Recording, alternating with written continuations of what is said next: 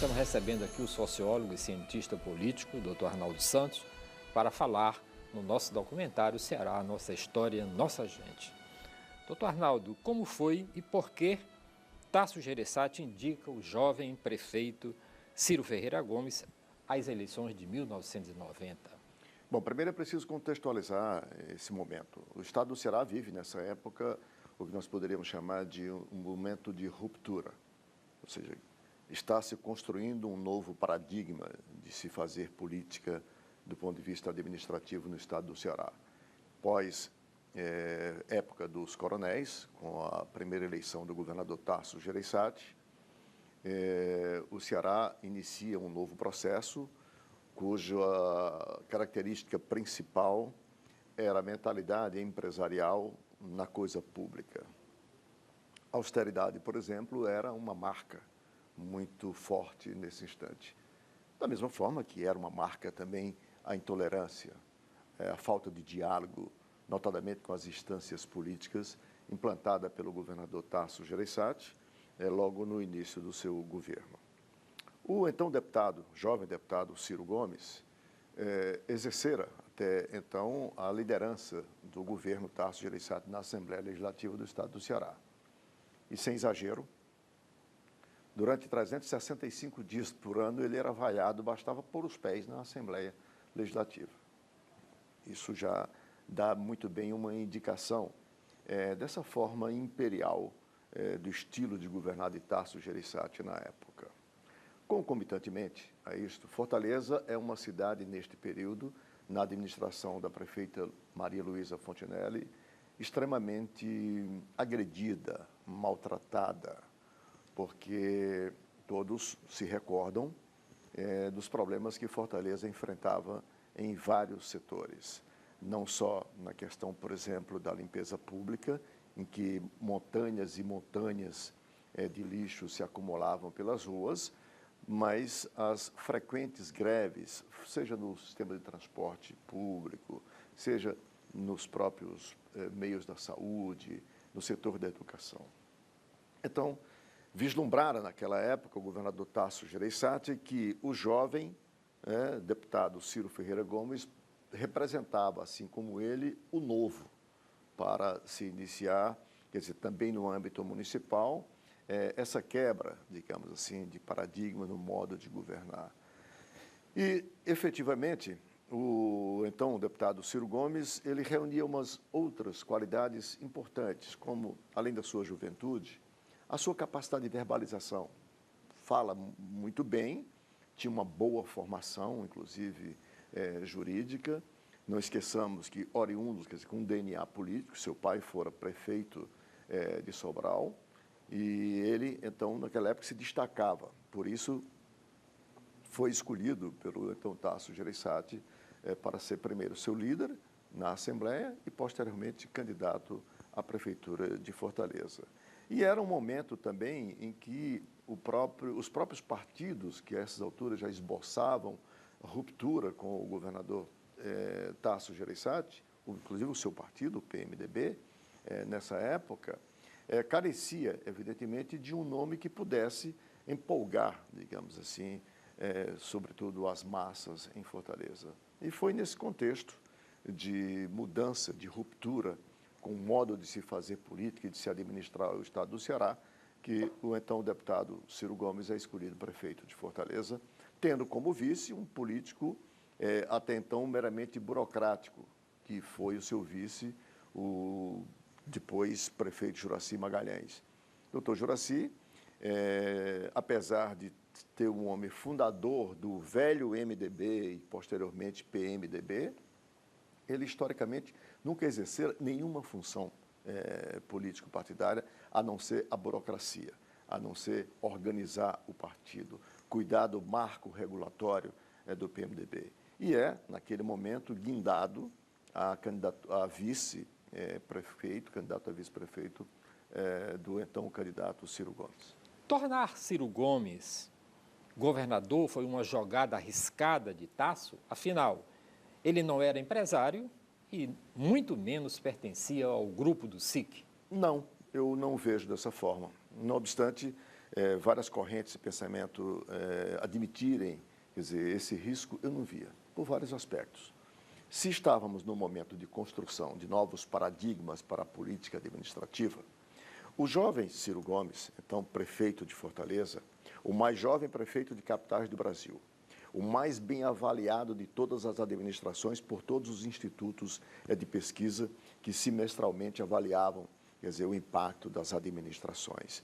Com boa formação, não só universitária, mas também política, com uma capacidade de utilização dos meios de comunicação como ninguém no estado do Ceará, porque, dentre outras qualidades, o Ciro Gomes tem uma capacidade de comunicação muito grande, utilizava os meios de comunicação da forma como só um político inteligente e experiente, apesar da juventude, poderia fazê-lo. Existia o então chamado de primeiro-ministro, que era o secretário do governo Tasso Gereissati, o Sérgio Machado, que também era empresário, que os institutos de pesquisa o colocavam, digamos, como o mais bem avaliado para suceder o Tasso Gereissati. E ele, Sérgio Machado, de certa forma, trabalhou durante todo o período que foi secretário de governo com esse objetivo, criando as condições para ser o indicado. Entretanto, o governador Tasso Gereissati, na época, vislumbrou no então prefeito de Fortaleza, por todas essas razões que aqui já mencionamos, como a melhor opção para dar continuidade a esse processo de ruptura, né, que ele tentava implantar no estado do Ceará à época. E o resultado eu não preciso aqui dizer, porque todos os cearenses conhecem. Ele se elegeu governador, depois teve que deixar o governo no último ano, porque foi convidado pelo então presidente Itamar Franco, que assumira também como vice do então empichado presidente Fernando Collor de Mello. Ele foi convidado para ir para o Ministério da Fazenda. Lembremos-nos, iniciava-se ali a implantação do famoso Plano Real, que deu aos brasileiros hoje os resultados que estamos vivenciando. Na época ainda era URV, porque teve uma fase de transição em que a moeda chamou-se URV, e foi o então jovem governador do estado do Ceará, Ciro Gomes, o convidado para assumir o Ministério da Fazenda e fazer com que a URV e, posteriormente, Plano Real, se consolidasse como acabou se consolidando. Como fica o governo Ciro com o Pacto de Cooperação fundado por Amarílio Macedo? Olha, o Pacto de Cooperação já é, digamos assim, a extensão do primeiro movimento fundado pelo empresário Amarílio Macedo. Amarílio, lembremos-nos, coordenou o que se convencionou chamar no estado do Ceará de Movimento Pró-Mudanças, que foi este Movimento Pró-Mudanças que criou, digamos, as condições, as bases para a candidatura Tasso Gereissati à época no SIC. O Movimento Pró-Mudanças teve uma importância fundamental, não só na eleição do então candidato Tasso Gereissati, como na eleição do então candidato a prefeito Ciro Gomes e do então candidato a governador Ciro Gomes. Por quê? Porque foi, digamos assim, um embrião de mobilização da sociedade cearense, notadamente a partir dos chamados segmentos organizados. Porque como vínhamos de mais de 20 anos, 23 anos de ditadura militar, a sociedade encontrava-se naquela inércia, que é típico das sociedades que passam por movimentos autoritários, como o Brasil passou. Ou seja, não tínhamos a cultura de participação política, de mobilização, de reivindicação. E o Amarílio, nesse sentido, teve uma percepção muito importante e deu a sua contribuição ao Estado do Ceará quando fundou este movimento. Já na fase do Ciro Gomes governador, o Pacto de Cooperação era um movimento que, extraído do movimento Pró-Mudanças, quer dizer, empresários, né, dos mais vários setores do estado do Ceará, sem nenhuma, digamos assim, formalmente, institucionalmente, vinculação política, se organizavam para debater questões corporativas. Na maioria das vezes, era o que compunha a sua pauta. E esse Pacto de Cooperação tinha, como tem ainda hoje bem menos, como agenda, uma vez por semana, se reunia em um determinado salão aqui de uma entidade em Fortaleza e levar, ora o governador, ora o prefeito, ora um secretário de Estado, dependendo do assunto em pauta, para discutir os problemas e, consequentemente, as soluções e encaminhar. Era uma espécie assim de fórum de discussão da sociedade civil de forma mais espontânea. A relação do Ciro com o Pacto de Cooperação, ela não foi assim com a mesma ênfase que foi do período Tasso-Gereissati, mas ela manteve-se de forma harmônica e acho que, inclusive, um tanto quanto salutar nesse sentido. Embora não tivesse, digamos assim, a receptividade que teve no governo Tasso-Gereissati. Como Ciro diferenciou-se de Tasso no modo de governar? Bom, aí tem uma diferença muito clara. Primeiro porque o Ciro não trazia a cultura, quer dizer, empresarial. O Ciro trazia a cultura, a formação política como político que sempre foi. O autoritarismo, o imperialismo, o rompimento, os rompantes que o governador Tasso-Gereissati utilizou frequentemente em seu governo, não se verificou no governo do Ciro na mesma proporção, embora em alguns momentos, sim. A diferença básica é que o Ciro conseguiu um relacionamento com os políticos, conseguiu manter um diálogo com a classe política, sem chamá-la de sem vergonha, de vagabundos, como o Tasso-Gereissati o fez em algumas ocasiões. Então, o Ciro tinha, e como tem até hoje, essa capacidade de dialogar com os setores. Embora mantendo um diálogo com altivez, sem sucumbir, portanto, aquilo que o governador Tasso-Gereissati já havia quebrado no estado do Ceará, que era o clientelismo, o assistencialismo, e todo o ismo que a gente conhece, que permeou a política brasileira e ainda permeia hoje em alguns setores da sociedade. Mas a marca diferencial entre o Tasso e o Ciro, eu poderia dizer isso, o Ciro conseguiu se relacionar bem com a classe política, afinal ele era extraído dessa classe política, sem se confrontar com o seu mentor político, que era, como disse, sucumbir à famosa modo tradicional de governar, de fazer política no estado do Ceará. Podemos dizer que, para ratificar a ideia de grande líder destemido, Ciro Gomes usou como poucos a mídia? Certamente. Mas ele usou a mídia não, quer dizer, porque ele buscava a mídia para, com isso, se popularizar, porque isso é típico dos governantes populistas, o Ciro utilizou-se muito bem da mídia porque ele era notícia, primeiro, por ser governador do estado do Ceará, ser bem avaliado, porque ele repete a boa avaliação que teve na prefeitura também no governo, por ser também o mais jovem governador da época, quer dizer, dos estados brasileiros, por ser oriundo de um grupo que, não obstante ter todas as suas bases e raízes no meio empresarial, ele mereceu a confiança e sendo oriundo das raízes políticas, tendo o DNA político, portanto, mereceu essa confiança. E a forma com que o então governador Ciro Gomes se referia e refletia sucessivamente sobre os problemas não só do estado do Ceará, mas pelos problemas brasileiros, o catapultou, o projetou a uma liderança nacional. Porque o Ciro, com o olho no regional, ele sempre pensou no nacional e no global a partir das suas reflexões, seja elas do ponto de vista político, seja do ponto de vista administrativo, nos vários setores, como, por exemplo, da economia brasileira. Não é à toa que ele, por 2 vezes, foi candidato à presidência da República e, em uma delas, ele esteve muito próximo de ir para o segundo turno das eleições presidenciais. Mas foi essa mesma capacidade de se relacionar bem com a mídia, de utilizar-se bem dos espaços que lhe eram franqueados pela mídia, por entender e ter uma compreensão muito substantiva sobre os problemas do estado do Ceará, do Nordeste e do Brasil, foi essa mesma capacidade que o derrotou né, da vez que ele quase foi para o segundo turno na sucessão presidencial.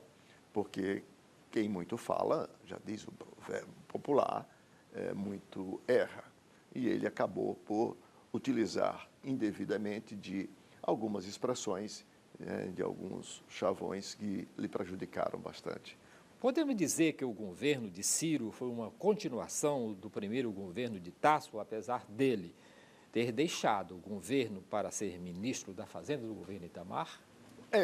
Se você compreender continuação como um modelo, digamos, que buscou, do ponto de vista administrativo, aprofundar as mudanças e, consequentemente, resolver os problemas, pelo menos os mais agudos e mais urgentes da população, sim, nesse sentido, é uma continuação, porque se buscou, ele e sua equipe trabalharam nessa perspectiva, e isso não se pode negar. Por outro lado, você não pode dizer que foi continuação na forma de governar, que foram formas de governar completamente diferentes, como eu mencionei no início da nossa conversa aqui. Porque, repito, os estilos foram diferentes. Enquanto o estilo Tasso Gereissati foi marcadamente pelo imperialismo, pelo mandonismo, pela falta de diálogo com os setores da sociedade, de certa forma, até poderíamos considerar assim um tanto quanto um governo de curriola, ou seja, a curriola do setor empresarial, do que nos fala Oliveira Viana, do curriolismo, porque nós temos dois fenômenos na política do Nordeste, o coronelismo e o curriolismo de que fala Oliveira Viana. Então, o Ciro não teve essa marca. Ele foi um governo mais aberto, de mais diálogo para os demais setores, fundamentalmente para os setores da política, ainda que com seu viés tradicional, que o Tasso tanto desprezou. Então, nesse sentido, ele teve a continuidade na busca de aprofundar as mudanças que o Estado reclamava, para mitigar, pelo menos, os problemas mais urgentes e agudos da sociedade cearense, mas ele não foi continuação na forma de governar. Ultrapassando esse período, passando pelo segundo governo do Tasso Gereissati e chegando ao governo do Lúcio Alcântara, como você avalia hoje o governo do Cid Gomes? Olha, o governo do Lúcio Alcântara foi um governo em que você não tem assim uma marca.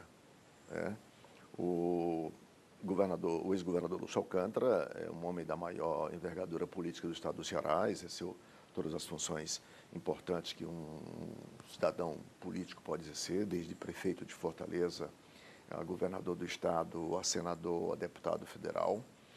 Mas o seu governo, não obstante o apoio que ele recebeu desse mesmo grupo que apoiou o Ciro Gomes, que era o grupo do PSDB, mas ele, de alguma forma, fez uma política mais tradicionalista que o Tasso houvera, quer dizer, à época, quebrado, digamos assim, ou pelo menos tentado quebrar. E isso, de alguma forma, essa forma mais convencional do governador Lúcio Alcântara, não deu ao seu governo a dimensão que o cidadão, o político Lúcio Alcântara tem, do seu ponto de vista da política. Portanto, foi um governo que, do meu modo de perceber, ele carece de algo que a gente pudesse ressaltar. Isso não significa dizer que tenha sido um mau governo, que tenha sido um governo de outros mau, digamos assim, encaminhamento da política e da administração. Não quero dizer isso. Apenas no sentido de que foi um governo muito normal, muito convencional, que quebrou aquele ritmo que o Estado do Ceará vinha seguindo dos três governos Tasso Gereissati no governo Ciro Gomes. Ele não conseguiu se destacar, para resumir. No atual governo, você tem aí uma guinada muito grande, muito forte.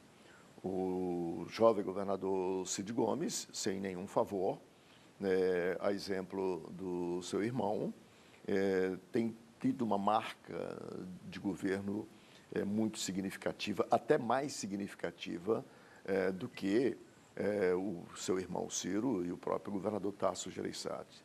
Também você tem que se levar em conta o contexto histórico, a conjuntura política, né? Enquanto Tasso Gereissati e Ciro Gomes governaram ainda no início da implantação da democracia e que o Brasil enfrentava problemas econômicos muito graves, Cid Gomes não, pega uma quadra econômica, apesar de algumas crises, mas pega uma condição econômica e social do Brasil como um todo extremamente favorável para que se faça, para que um governante possa empreender uma marca administrativa. E ele tem conseguido fazer isso, não só nas chamadas, digamos assim, intervenções estruturais, nas bases econômicas que ele está montando no estado do Ceará, com uma infraestrutura de base marcadamente pela indústria pesada. Veja o que acontece hoje no complexo portuário do Pecém, que, diga-se, é marca do governo Tasso Gereissati, o Porto Pecém, é bom a gente não esquecer isto. Se você olhar nos equipamentos hoje do setor de comércio e de turismo, há uma marca muito significativa do atual governador. Mas o mais importante e que nós não ainda estamos percebendo, porque esta é uma ação administrativa cujos resultados exigirão pelo menos uma década, portanto, é aí de médio prazo, o governador Cid está fazendo e ainda não estamos percebendo, porque, repito, os resultados só perceberemos em pelo menos uma década, que é na área da educação, sobretudo na área da educação profissional. O que está acontecendo hoje no estado do Ceará, com as mais de 100 escolas profissionalizantes, para a formação de técnicos nas mais diversas áreas que o Estado está a precisar, para dar suporte a essa indústria de base que está se instalando no estado do Ceará, esta será a grande marca. Eu poderia dizer que acontece hoje no estado do Ceará e no Brasil como um todo, que eu estou, como sociólogo e cientista político, chamando de revolução silenciosa, que é a formação para o trabalho desses jovens todos que estão vindo aí e que mais tarde nós perceberemos os resultados, porque este é um potencial enorme e que ninguém tira de quem tem o privilégio de obter, que chama-se conhecimento. E, nesse sentido, o governador Cid Gomes está imprimindo uma marca muito significativa, porque eu não sei se no número, sobretudo nas economias desenvolvidas, você tem uma relação que é o seguinte: para cada 5 técnicos de nível médio, você tem um técnico de nível superior. Nós, do Brasil, temos uma inversão. Apesar de ser uma minoria que tem nível superior, mas na proporção direta, você tem para cada 5 técnicos de nível superior, você tem apenas um do nível médio. Ora, e a indústria no mundo inteiro não é feita pelos técnicos de nível superior. A economia no mundo inteiro é feita pelos técnicos de nível profissionalizante, de nível médio. E o governador Cid Gomes teve essa percepção e, dentro do que eu chamo de trajetória do conhecimento, ele preencheu essa lacuna e nós vamos perceber os resultados disso em pelo menos uma década. Muitíssimo obrigado. E com esta participação do Dr. Arnaldo Santos, que é sociólogo e cientista político, nós concluímos o nosso documentário Ceará, Nossa História, Nossa Gente.